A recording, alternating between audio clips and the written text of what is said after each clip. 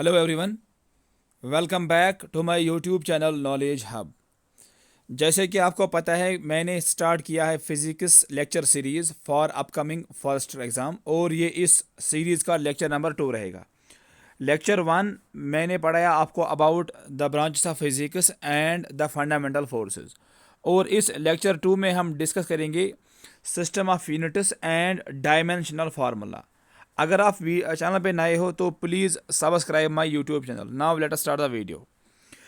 हमारे पास 4 system of units होते हैं।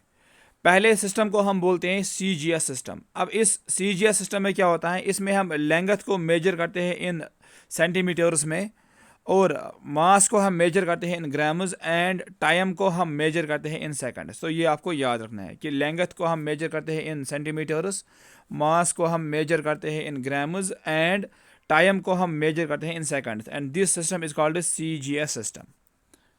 अब दूसरा सिस्टम जो है, दैट्स कॉल्ड एफपीएस सिस्टम। इस एफपीएस सिस्टम में हम लेंथ को मेजर करते हैं इन फुट्स, एंड मास को हम मेजर करते हैं इन पाउंड, एंड जो टाइम है दैट इज इन सेकंड्स। तो इसीलिए हम इसको बोलते हैं FPS, that is foot pound second.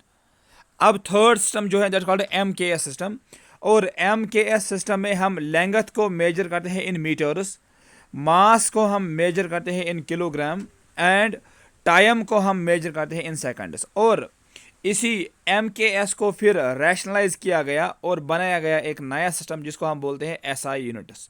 तो अब हम यही पढ़ेंगे, SI units of some quantities.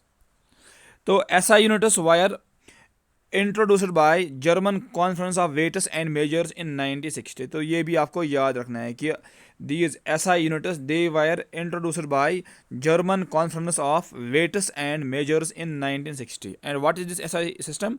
It is simply the modified form of MKS system. ये भी आपको याद रखना है कि this SI system it is a modified form of MKS system, और इसी SI system को हम बोलते हैं rationalized MKS system। और इस SI सिस्टम के अंदर हमारे पास 7 फंडामेंटल क्वांटिटीज़ होती हैं जो कि होते हैं इंडिपेंडेंट। तो ये भी आपको याद रखना है कि 7 physical quantities they are independent, और 2 यूनिट्स हमारे पास हैं, दीज आर सप्लीमेंट्री यूनिट्स। तो SI सिस्टम में आपको क्या रखना है याद कि 7 फिजिकल क्वांटिटीज़ इंडिपेंडेंट होते हैं जिनको हम बोलते हैं फंडामेंटल फिजिकल क्वांटिटीज़, और 2 होते हैं इसमें सप्लीमेंट्री यूनिट्स। अब हम इनको 1 बाय 1 पढ़ेंगे। 7 फंडामेंटल क्वांटिटीज़ क्या है, ये आपको सातों आपको याद रखने हैं। पेपर में आपको ये आ सकता है कि how many fundamental quantities are there, answer will be 7। और जो बाकी क्वांटिटीज़ हैं जो कि इनसे डिराइव होते हैं उनको हम बोलते हैं डिराइव्ड फिजिकल क्वांटिटीज़।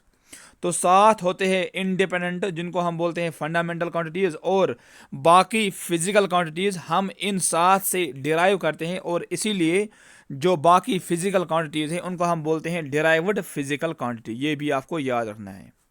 7 है फंडामेंटल, बाकी हैं डिराइव्ड। तो अब ये 7 कौन कौन से हैं, ये आपको सातों नाम आपको याद रखने हैं। पहला मास, इसका एसआई यूनिट है दैट इज़ किलोग्राम। ऐसे ही लेंथ, दैट इज़ इसका जो यूनिट है दैट इज़ मीटर। टाइम को हम मेजर करते हैं इन सेकंड्स। टेम्परेचर को हम मेजर करते हैं इन केल्विन। और ल्यूमिनस इंटेंसिटी, इसका जो यूनिट है दैट इज़ कैंडेला, ऐसा यूनिट। इलेक्ट्रिक करंट का जो ऐसा यूनिट है that is ampere. And quantity of matter को हम मेजर करते हैं इन टर्म्स ऑफ मोल्स। तो ये 7 फिजिकल क्वांटिटीज़ हैं जो कि आपको सातों याद रखने हैं। These are independent physical quantities, इनको हम बोलते हैं फंडामेंटल फिजिकल क्वांटिटीज़। तो ये 7 क्या क्या है, mass, length, time, temperature, luminous intensity, electric current, and quantity of matter. और इनके यूनिट्स भी आपको याद रखने हैं, ये सातों यूनिट्स आपको याद रखने हैं। और 2 सप्लीमेंट्री यूनिट्स भी होते हैं एसआई में, दैट इज़ प्लेन एंगल। इसका जो एसआई यूनिट होता है दैट इज़ रेडियन। ये भी आपको याद रखना है कि SI unit of this plane angle it is radian, और सॉलिड एंगल का जो एसआई यूनिट है दैट इज़ सिटी रेडियन। तो दोनों आपको पेपर में आ सकते हैं। Plane angle it is unit is radian, and solid angle जो इसका यूनिट है दैट इज़ सिटी रेडियन। अब हम देखेंगे यहाँ पे dimensional formula of some physical quantities. अब ये डायमेंशनल फार्मूला क्या होती हैं, मैंने आपको अभी पढ़ाया। आपके पास 7 होते हैं फंडामेंटल क्वांटिटीज़, लेकिन उन साथ में आपको जो याद रखना है पहले, दैट इज मास, लेंथ और टाइम। ये तीन आपको ज़्यादा यूज़ होंगे। कैल्विन भी आपको यूज़ होगा और एम्पियर भी आपको यूज़ होगा, लेकिन वो हम आगे देखेंगे इन द करंट। अब आपको क्या करना है यहाँ पे, अब हम एम पे कुछ पावर्स लेते हैं, एल पे कुछ पावर्स लेते हैं और टी पे हम कुछ पावर्स लेते हैं। इसका मतलब है कि हम फंडामेंटल क्वांटिटीज़ जो होते हैं इनके पावर्स हम कुछ लेते हैं और हमारे पास वहाँ पे कोई फिजिकल क्वांटिटी आती है और उस फिजिकल क्वांटिटी को हम बोलते हैं डिराइव्ड फिजिकल क्वांटिटी। तो ये भी आपको याद रखना है। और इस वाले फार्मूला को हम बोलते हैं डायमेंशनल फार्मूला। डायमेंशनल फार्मूला यही होते हैं कि हम एम पे पावर क्या ले, एल पे पावर क्या ले और ऐसे ही हम टी पे यहाँ पे पावर क्या ले, ताकि हमें कोई फिजिकल क्वांटिटी वहाँ पे रिप्रेजेंट हो जाए। और इस वाले फार्मूला को हम बोलते हैं डायमेंशनल फार्मूला। मतलब हम क्या पावर्स रेज करें in the fundamental physical quantities to represent that physical quantity. अब मैं आपको समझाऊंगा यहाँ पे ये एग्जांपल से। फॉर एग्जांपल, अगर मेरे पास एरिया है और एरिया के लिए जो फार्मूला है that is length into breadth. ये फार्मूला है एरिया के लिए। लेंथ, ये आपको पता है कि length it is L. Breadth, इसका नाम ब्रेडथ है लेकिन एक्चुअल में यही भी लेंथ है, तो हम बोलेंगे इस बी की जगह भी हम लिखेंगे L. So L into L that is L square. तो इसका मतलब जो एरिया है इसकी जो डायमेंशनल फार्मूला आएगी दैट इज, क्योंकि यहाँ पे एम कुछ नहीं आया, टी कुछ नहीं आया, so I can write M zero L two T zero. ये है dimensional formula of the area. इसमें मैंने क्या किया, बस एरिया की फार्मूला है लेंथ इनटू ब्रेडथ। लेंथ को आपने लिखा एल से, लेकिन ब्रेडथ इसका नाम है लेकिन हकीकी में ये लेंथ ही है, इसीलिए मैंने यहाँ पे लिखा L. L into L that is L square. अब ऐसे अगर आप देखोगे वॉल्यूम, तो वॉल्यूम की फार्मूला है length into breadth into height. लेकिन अगर आप देखोगे लेंथ इट इज़ एल, ये ब्रेडथ इसका नाम है लेकिन ये भी लेंथ होता है, और हाइट नाम है इसका लेकिन this height it is again length. So L into L that is L cube. इसका मतलब जो वॉल्यूम होगा इसकी जो डायमेंशनल फार्मूला आएगी दैट इज़ एल क्यूब। इसी को हम लिखते हैं ऐसे M zero L cube T zero, क्योंकि मैंने आपको अभी पढ़ाया एम एल टी ये आपको ज़्यादा यूज़ होगा। तो आई होप आपको वॉल्यूम, आपको एरिया भी समझ आया होगा, वॉल्यूम भी आपको समझ आया होगा। अब डेंसिटी के लिए, अब देखो डेंसिटी, इसकी जो फार्मूला है that is mass upon volume. और मास को हम लिखते हैं बाय एम, क्योंकि mass this is the fundamental quantity.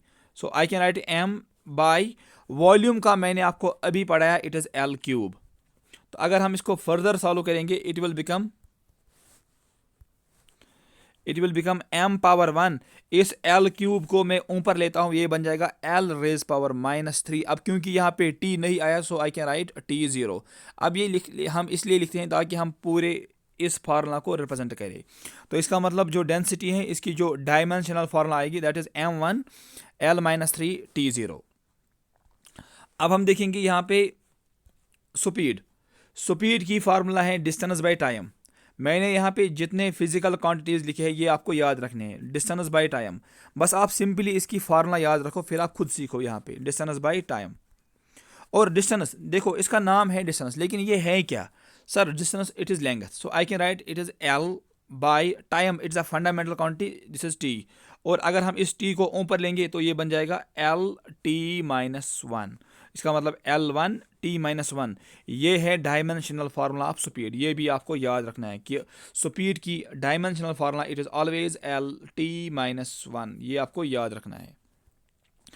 ऐसे ही अगर हम देखेंगे वेलोसिटी की जो फार्मूला है that is displacement by time. लेकिन displacement it is again length. इसका नाम है डिस्प्लेसमेंट लेकिन हकीकी में ये लेंथ होती है। So I can write it as L by T. अगर हम इस टी को ऊपर लेंगे तो ये बन जाएगा L-T-1। तो इसका मतलब वेलोसिटी जो इसकी डायमेंशनल फार्मूला है दैट इज़ L-T-1। तो इसका मतलब स्पीड और वेलोसिटी इन दोनों की डायमेंशनल फार्मूला सेम है। पेपर में आपको ये भी आ सकता है कि किन फिजिकल क्वांटिटीज़ की डायमेंशन सेम है। तो यहाँ पे मैंने आपको दिखाया, ऐसे ये बहुत सारे हैं लेकिन आपको ये भी याद रखना है कि स्पीड और वेलोसिटी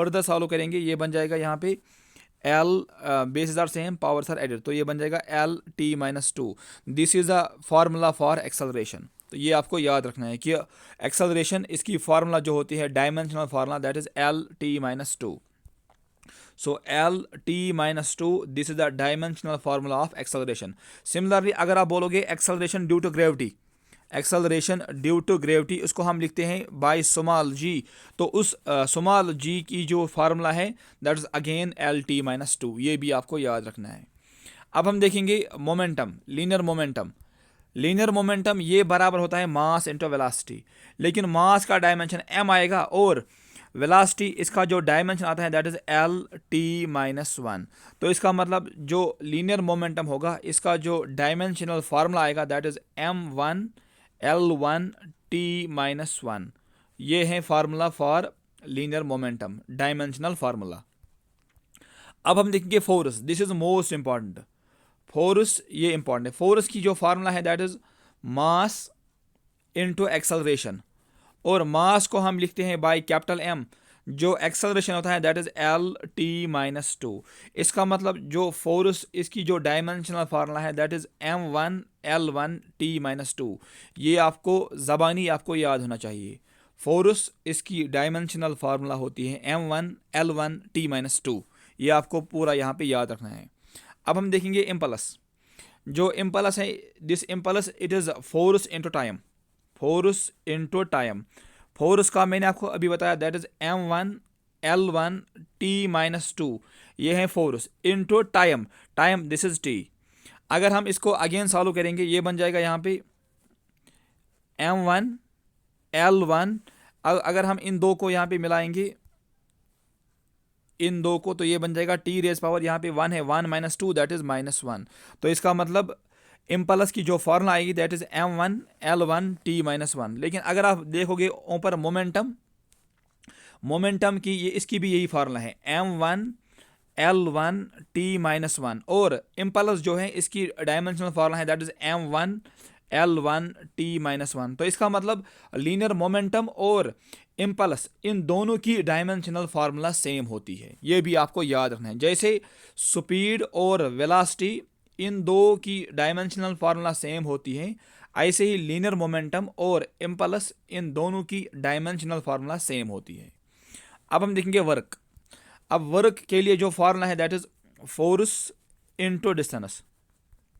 फोर्स का मैंने आपको अभी बताया that is M one L one T minus two into distance की जगह आएगा एल, क्योंकि डिस्टेंस लेंथ होती है। तो अगर हम इसको फर्दर सॉल्व करेंगे ये बन जाएगा M one L two T minus two. ये है डायमेंशनल फार्मूला फॉर वर्क, ये भी आपको याद रखना है, यहाँ पे यही लिखा है। अब हम देखेंगे एनर्जी। एनर्जी जो है एनर्जी एंड हीट, इनकी जो डायमेंशनल फार्मूला होती है that is dimension of work. इसका मतलब अगर मैं आपको पूछूंगा कि काइनेटिक एनर्जी इसकी डायमेंशनल फार्मूला क्या आएगी that will be equal to M one L two T minus two. मैं ऐसे ही आपको बोलूँगा पोटेंशियल एनर्जी इसकी डायमेंशनल फार्मूला क्या आएगी that will be again M one L two T minus two. अब मैं दिखाऊंगा आपको प्रेशर। प्रेशर होता है बराबर फोर्स अपॉन एरिया, लेकिन फोर्स की डायमेंशनल फार्मूला होती है M one L one T minus two, और एरिया होता है length into breadth that will be equal to L square. अगर यहाँ से एक एल हम काटेंगे लेकिन डिनोमिनेटर में एक एल बचेगा, इस एल को हम ऊपर लेते हैं तो ये बन जाएगा एम वन L-1 T-2, ये है डायमेंशनल फार्मूला ऑफ प्रेशर, ये भी आपको याद रखना है।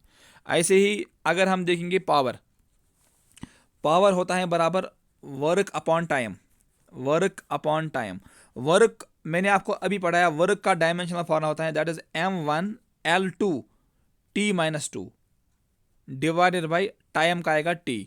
अगर आप इसको फर्दर सॉल्व करोगे it will become M1L2 T-2, और जो आपको T दिख रहा है डिनोमिनेटर में ये ऊपर आएगा, ये बन जाएगा T⁻⁻1। तो it will become M1L2 T, इन दो की बेस सेम है, पावर तो ऐड हो जाएंगे, ये बन जाएगा T⁻3। तो M1L2 T-3, this is the dimensional formula of power. ऐसे ही आप सरफेस टेंशन इसका खुद निकालना, इसकी फार्मूला है फोर्स बाय लेंथ। मैं आपको यहाँ पे हिंट दूंगा, फोर्स की फार्मूला है दैट इज M1L1 T-2 और लेंथ का आ जाएगा L, तो यहाँ से आप खुद सॉल्व करना। और force constant that is equal to force by distance, ये भी आप खुद करना। Velocity gradient it is velocity by time, velocity का होता है L-1, सॉरी यहाँ पे डिस्टेंस है, डिवाइड बाय डिस्टेंस आएगा L, तो ये भी आप खुद देखना। एंगुलर मोमेंटम ये भी आप निकालना। अब स्ट्रेस इसका है फार्मूला फोर्स बाय एरिया, तो इसका मतलब प्रेशर और स्ट्रेस इन दोनों की फार्मूला है फोर्स बाय एरिया, तो यहाँ भी फार्मूला है फोर्स बाय एरिया, तो दोनों की डायमेंशनल फार्मूला सेम आएगी। तो प्रेशर की फार्मूला सेम होती है एज कंपेयर टू स्ट्रेस, ये भी आपको याद रखना है। अब ऐसे ही प्लैंक्स कांस्टेंट, ये इंपॉर्टेंट है। हमारे पास एक फार्मूला होती है एनर्जी E=H/ν, ये है फार्मूला।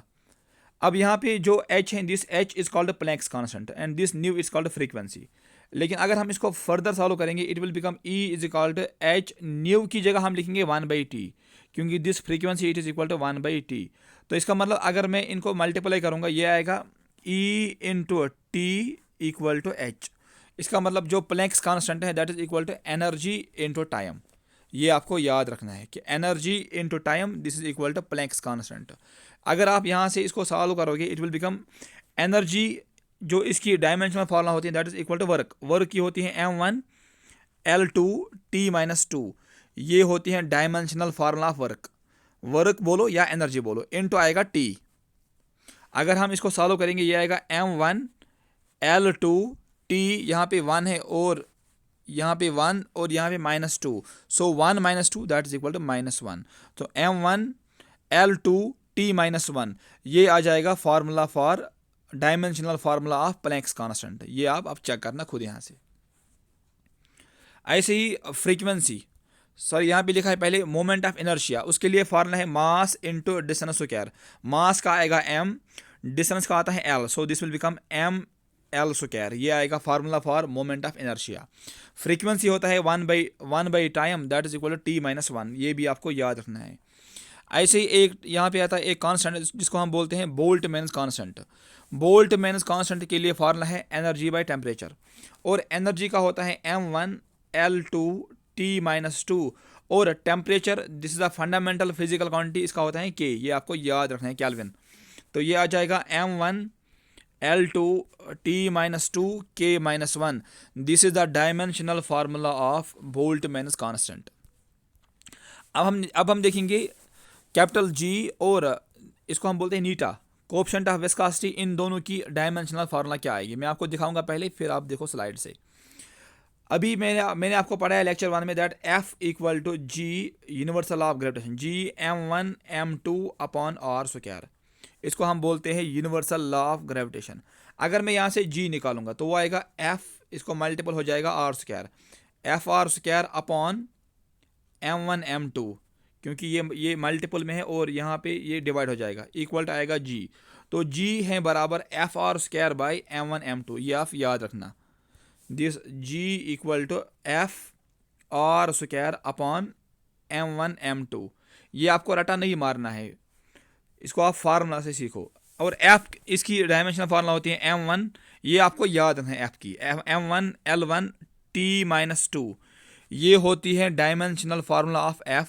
और this R it is distance, distance का आएगा L, सो L², क्योंकि यहाँ पे ऊपर स्क्वायर है, divided by M1, this is mass, इसका आएगा M, m2, this is again mass, तो इसका भी आएगा m। तो यहाँ पे क्या होगा, अब m से m हुआ कट, और जो यहाँ पे ये m पावर 1 बचा, इसको मैं ऊपर लेता हूँ, ये बचे, ये यहाँ पे बनेगा m power -1 L1 into L square, that is L cube, और t-2। ये है डायमेंशनल फार्मूला ऑफ g। तो ये आपको याद रखना है, अगर आप इसको रटा मारोगे इट विल बिकम डिफिकल्ट। तो बेहतर है आप इस फार्मूला को याद रखो, फिर आप खुद सीखो निकालना यहाँ से। तो यहाँ पे मैंने यही लिखा है, आई होप आपको अभी इस स्लाइड से ये समझ आएगा। अब मैं दिखाऊंगा आपको कोएफिशिएंट ऑफ विस्कोसिटी, लेकिन उससे पहले आपको एक फार्मूला याद रखें, that called Stokes law. Stokes law के मुताबिक F होता है बराबर six pi eta r v, where this neta it is coefficient of viscosity, r it is the radius, and this v it is terminal velocity, मतलब ये velocity है, और f is force। तो सेकिस इसका कोई डायमेंशन नहीं होता है, पाई इसका भी कोई डायमेंशन नहीं होता है। तो इसका मतलब अगर मुझे यहाँ से नीटा निकालना होगा, तो ये नीटा आएगा बराबर f upon six pi r v. अब मैं यहाँ पे f का डायमेंशन लिखूंगा, r का डायमेंशन और v का डायमेंशन लिखूंगा, और मुझे मिलेगा नीटा का dimension. So I can write it as eta equal to f by six pi r v. तो f का डायमेंशन होता है m1 L1 t-2, m1 L1 t-2 divided by सेकिस का कुछ डायमेंशन नहीं होता है, pi this is again dimensionless, और r this is radius, radius का डायमेंशन होगा एल, क्योंकि अगर ये रेडियस है, what is radius, it is length. ये आपको याद रखना है कि रेडियस ये कुछ नहीं होता है, it is simply length. So L into velocity का मैंने आपको पढ़ाया LT-1, LT-1। तो यहाँ से एल हुआ एल के साथ कैंसल, तो ये बनेगा फर्दर फिर m1 t-2। अब मैं इन दोनों को यहाँ पे ऊपर लेता हूँ, इस टर्म को मैं ऊपर लेता हूं, तो ये बन जाएगा L-1 और t, क्योंकि यहाँ पे t-1 है, ऊपर आएगा t1। यहाँ पे ये t-1 है, तो ऊपर बनेगा पॉजिटिव है t1। अगर आप इसको फर्दर करोगे सॉल्व, ये बन जाएगा m1 एक मिनट, m1 L-1 t, एक में से गया -2, that will be equal to -1। So m1 L-1 t-1, this is the dimensional formula of coefficient of viscosity, जिसको हम बोलते हैं नीटा। आई होप आपको ये समझ आया होगा। यहाँ पे यही लिखा है मैंने, f is equal to six pi eta r v, फिर यहाँ से निकाला eta, that is f by six pi r v. तो यहाँ से आप खुद करना ये। और कुछ क्वांटिटीज डायमेंशन लेस होती है, फॉर एग्जाम्पल स्ट्रेन। स्ट्रेन ये आपको याद रखना है कि this strain it is simply change in configuration divided by original configuration. For example हम बोलेंगे ऐसे, change in length divided by length. अगर आप देखोगे लेंथ का आएगा L, और डिनोमिनेटर में यहाँ अगेन लेंथ है, सो L by L, that will become L0। तो इसका मतलब जो स्ट्रेन होता है it is dimension less.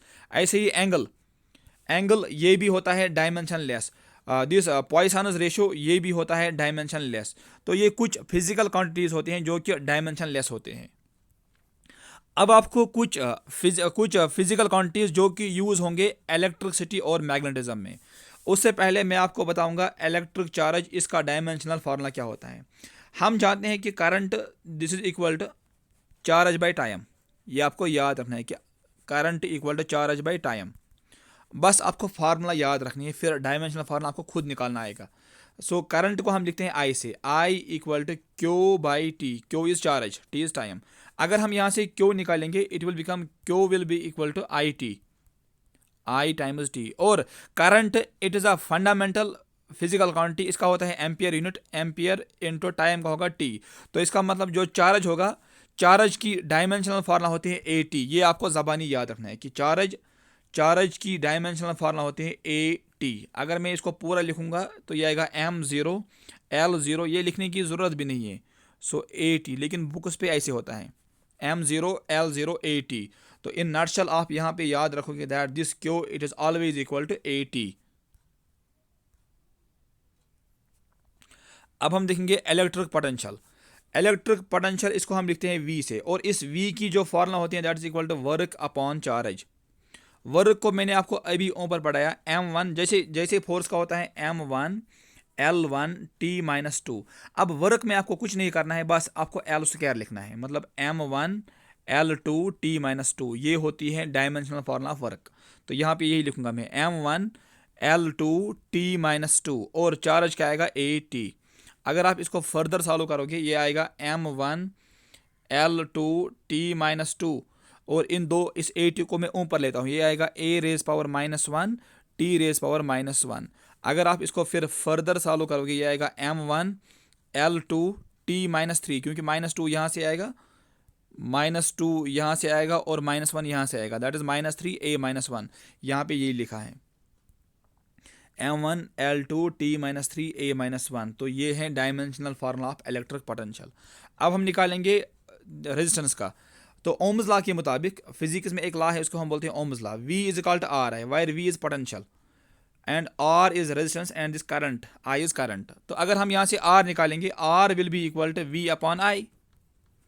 R will be equal to V upon I। लेकिन मैंने आपको अभी V का पढ़ाया, V का है M1L2T-3A-1 और करंट का आएगा एम्पियर A, क्योंकि current this the basic physical quantity, fundamental physical quantity. तो अगर आप इसको फर्दर सॉल्व करोगे ये आएगा M1L2T-3 और जो यहाँ पे A1 आपको दिख रहा है ये ऊपर आएगा A-1 और अगेन यहाँ पे -1 है, तो ये आएगा A-2। This is the dimensional formula of resistance. Paper में ये आपको मिल सकता है। ऐसे ही यहाँ पे है रेजिस्टिविटी, लेकिन आपको ये रटा नहीं मारना है, आपको बस ये फार्मूला आपको याद रखनी है कि R होता है बराबर, रेजिस्टेंस बराबर होता है रो L/A, where this rho it is resistivity and L is length, A is area of cross section, मतलब A is area। अगर मैं यहाँ से ये रो निकालूंगा तो इनका हो जाएगा मल्टीपल, ये आएगा R इंटू A और ये जो L आपको दिख रहा है ये आएगा डिवाइड में, divide by L will be equal to rho. अब यहाँ से ईजी है, अब आपको कुछ नहीं करना है, बस इस R का डालना है वैल्यू और R का होता है वैल्यू M1L2T-3A-2 और एरिया जो होता है ये होता है L square divided by length आएगा L। तो यहाँ से आप इसको सॉल्व करना, फिर आपको आएगा M1L3T-3A-2, this will be the dimensional formula of resistivity.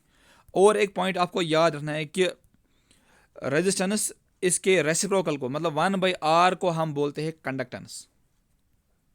अगर मैं आपको बताऊंगा यहाँ पे इस कंडक्टेंस की डायमेंशनल फार्मूला क्या आएगी, तो आपको कुछ नहीं करना है, आपको लिखना है सिंपली 1/R का वैल्यू क्या होता है M1L2T-3A-2। अब हम इनको ऊपर लेंगे तो ये आएगा M-1L-2, क्योंकि यहाँ पॉजिटिव पावर है तो ऊपर ये नेगेटिव बनेगा, T3 और A2 क्योंकि यहाँ नेगेटिव पावर है ऊपर पॉजिटिव बनेगा A2।